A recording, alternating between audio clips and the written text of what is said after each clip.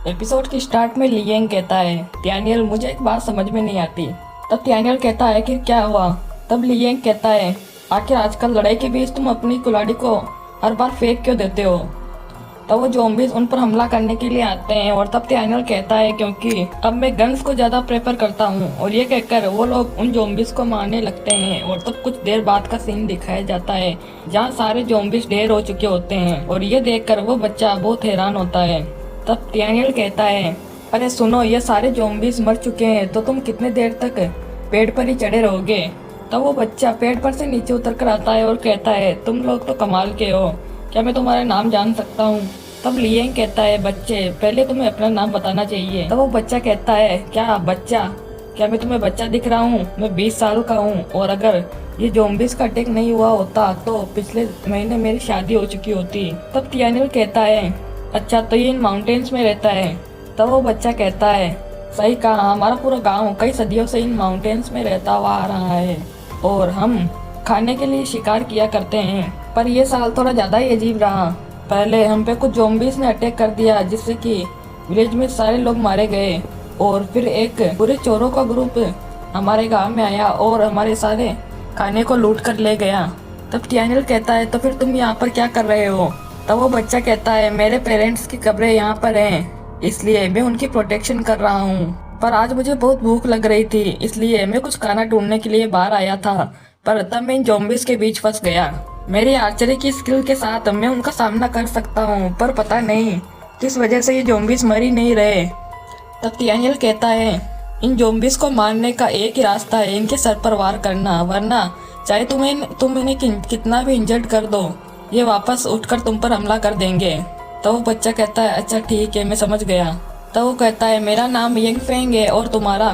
तब डैनियल और लियंग उसे अपना नाम बताते हैं। तो वो कहता है, अच्छा अब जब तुमने मेरी जान बचाई है तो मुझे भी तुम्हारे लिए कुछ करना चाहिए।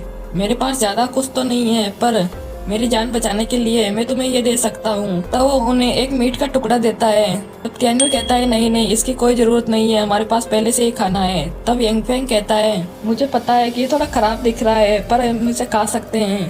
तो डैनियल कहता है, नहीं, इसे तुम्हारे लिए ही रखो और अंधेरा होने से पहले अपने घर पहुँच जाओ, रात को ज़ॉम्बीज़ झुंड में हमला करते हैं। तब यंग फेंग कहता है, ओके ठीक है, मैं चला जाऊँगा। तब वो लोग भी वहाँ से जाने लगते हैं। तब लियंग कहता है, इस बच्चे को तो ज़ॉम्बीज़ को मारने का बेसिक नॉलेज भी नहीं है, फिर पता नहीं ये अब तक कैसे जिंदा बच गया, ये तो बहुत लकी है। तब यंग फेंग की नज़र लियंग के टेलीस्कोप पर पड़ती है और वो कहता है, बदमाशो वहीं पर रुक जाओ। और तब लियंग और डैनियल पीछे देखते हैं। तब वो देखते हैं कि यंग फेंग उन पर एरो पॉइंट करके खड़ा होता है और वो उन पर एरो शूट कर देता है, लेकिन डैनियल और लियंग उससे बच जाते हैं। तब लियंग कहता है, आखिर तुम कर क्या रहे हो। तब यंग फेंग अपने दूसरी एरो निकालते हुए कहता है, अपना मुंह बंद रखो और मरने के लिए तैयार हो जाओ। ये कहकर वो 2 तीर एक साथ शूट करता है जिसे लियंग बीच में ही काट देता है। तब लियंग कहता है, आखिर इस बच्चे की प्रॉब्लम क्या है। तब यंग फेंग अपने दूसरे तीर को रेडी करता है लेकिन डैनियल बीच में ही आकर उसे पकड़कर नीचे जमीन पर गिरा देता है।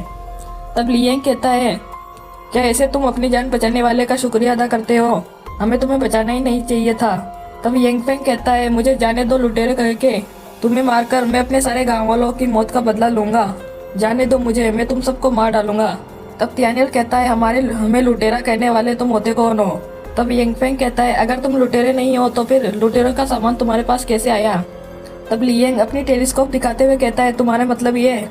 तब यंग फेंग कहता है, हाँ मुझे पता है ये क्या है, ये टेलीस्कोप उन लुटेरों के लीडर के पास थी जिन्होंने हमारे गांव को लूटा था, तुम भी उन्हीं के साथ हो। तब डैनियल उसे छोड़ते हुए कहता है, अच्छा ठीक है, जिन लुटेरों की तुम बात कर रहे हो वो ऑलरेडी हमारे द्वारा मारे जा चुके हैं और ये टेलीस्कोप हमें उन्हीं से मिला है। तब लियंग कहता है, समझ गए मूर्ख।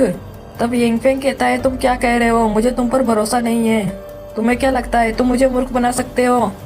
वो लोग कई सारे थे और उन सभी के पास बंदूकें थी, आखिर तुम 2 ही उनसे कैसे लड़ सकते हो और उन्हें कैसे मार सकते हो। तब डैनियल कहता है, अगर हम सचमुच लुटेरे होते तो हम तुम्हें उन ज़ॉम्बी से नहीं बचाते, चाहे तुम यकीन करो या ना करो, यही सच है। और ये कहकर वो वहाँ से जाने लगता है। तब यंग फेंग उठकर कहता है, नहीं जाओ मत और मुझे पूरी बात बताओ पहले। तब लियंग पीछे मुड़कर कहता है, आखिर तुम्हारी प्रॉब्लम क्या है, तुम अभी भी हमारा पीछा क्यों कर रहे हो। पर तभी यंगफेंग लड़खड़ा कर नीचे गिर जाता है और त्यानियल कहता है मुझे यकीन नहीं होता कि तुमने उस बच्चे को मारा है। तब लियांग कहता है नहीं नहीं, मैंने इसे नहीं मारा, मैंने तो इसे छुआ भी नहीं, ये अपने आप ही नीचे जमीन पर गिर गया। तब वो उससे कहता है बेवकूफ बच्चे, उठ जाओ और नाटक करना बंद करो तुम। तभी यंगफेंग के पेट से गुड़गुड़ की आवाज आती है और वो समझ जाते हैं कि ये दरअसल बहुत भूखा है, इसीलिए बेहोश हो गया। तब सीन शिफ्ट होता है और मिस जेंग कहती है क्या ये सचमुच 20 साल का है? मुझे नहीं लगता, ये तो केवल 16 और 17 साल का लग रहा है। तब यूजिन कहती है ये तो बहुत क्यूट दिखता है। ये सुनकर लियांग को जलन होने लगती है। तब जिन्यू कहती है पर ये बहुत पतला है, मुझे नहीं लगता कि इसने बहुत दिनों से कुछ खाया है। लेकिन तभी यंगफेंग की आंखें खुलने लगती है और वो जागते हुए कहता है शेन जिन्यू, क्या ये तुम हो? तब जिन्यू कहती है हाँ ये मैं ही हूँ। तब यंगफेंग कहता है ओह माय गॉडेस, मुझे यकीन नहीं हो रहा कि ये तुम हो, मैं एक जिनियम हूँ, मैं तुम्हारा कई सालों से फैन हूँ, क्या मैं तुमसे हाथ मिला सकता हूँ? ये कहकर वो उससे हाथ मिलाने लगता है। तब कोई कहता है कि ये जिनियम क्या होता है? तब जिन्यू कहती है ये वो चीज है जो मेरे फैंस अपने आप को बुलाते हैं। तब त्यानियल कहता है बहुत हुआ, आखिर कितने देर तक तुम उसका हाथ यूं ही हिलाते रहोगे? तब यंगफेंग जिन्यू को अपने पीछे करते हुए कहता है तो वो तुम लोग हो जिसने मुझे बेहोश किया था। तब वो जिन्यू से कहता है जिन्यू तुम आखिर इन बुरे लोगों के साथ क्या कर रही हो? तब लियांग कहता है कम ऑन, तुम केवल भूख की वजह से बेहोश हो गए थे, इसमें हमारा कोई दोष नहीं है। तब जिन्यू कहती है ये गलतफहमी है, ये लोग अच्छे लोग हैं और ये लोग उन लुटेरों के बारे में भी झूठ नहीं बोल रहे। तब यंगफेंग उसकी बात मान लेता है। ये देखकर लियांग कहता है क्या तुमने उसकी बात एक ही बार में कैसे मान ली? तब चेनफेंग कहता है आखिर इस बच्चे की प्रॉब्लम क्या है? तब युआन कहता है मुझे नहीं पता, पर ये लगता है ये मेरे हाथों से मार खाकर रहेगा। तब यंगफेंग कहता है जिन्यू, मुझे पता है कि ये थोड़ा जल्दी हो रहा है क्योंकि हम अभी अभी मिले ही हैं, लेकिन क्या तुम उससे शादी करोगी? ये बात सुनकर वहाँ खड़े सभी लोग हैरान हो जाते हैं। तब यंगफेंग कहता है मेरे पेरेंट्स हमेशा चाहते थे कि मेरी भी शादी हो और मेरे भी बच्चे हों।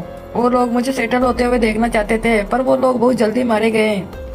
मैंने उनकी कब्र पर कसम खाई थी कि मैं जल्दी एक लड़की ढूंढकर उसे अपनी वाइफ बनाऊंगा और मेरे पेरेंट्स को ग्रैंड चाइल्ड दूंगा। तुम मेरी ड्रीम गर्ल हो। अब सभी लोग यहाँ से जा चुके हैं, ये पूरा माउंटेन मेरा है, मैं जवान और ताकतवर हूँ और मैं अच्छे तरीके से शिकार भी कर सकता हूँ, इसलिए तुम्हें आगे जीने की फिक्र करने की कोई ज़रूरत नहीं होगी। इसलिए जिन्यू प्लीज मुझसे शादी कर लो। तब जिन्यू कहती है तुम्हारा शुक्रिया, पर मेरा ऑलरेडी एक बॉयफ्रेंड है। ऐसा कर वो त्यानियल की तरफ इशारा करती है। तब यंगफेंग कहता है क्या ऐसा नहीं हो सकता? तुमने कहा था कि तुम ग्रेजुएशन से पहले डेट नहीं करोगी, तो क्या तुमने वो सब झूठ बोला था? तब लियांग कहता है ये लड़का तो सचमुच पागल है। तब यूजिन कहती है यंग मैन, तुम्हें लड़े बिना हार नहीं माननी चाहिए। तब मिस जेंग कहती है ये बोल रही है कि इसका एक बॉयफ्रेंड है, पर अभी उस लड़के की हाँ नहीं है, इसलिए तुम्हारा अभी भी एक चांस है। तब यंगफेंग उन दोनों से कहता है क्या तुम दोनों सुंदर लड़कियां मुझसे शादी करोगी? तब लियांग कहता है निकल जाओ, वो मेरी वाइफ है। तब चेनफेंग कहता है लियांग अपना चाकू नीचे रखो। तब यंगफेंग कहता है आखिरकार क्यों हर सुंदर लड़की पहले से ही शादीशुदा है? मॉम डैड मुझे माफ कर देना। तब कोई यंगफेंग से कहता है मेरी बात सुनो। तब हम देखते हैं कि त्यानियल होता है और त्यानियल कहता है क्या तुम्हें सचमुच एक वाइफ चाहिए? अगर सचमुच ऐसा है तो हमारे साथ बेस 6 पर चलो। और इसी के साथ ये एपिसोड यहीं पर खत्म हो।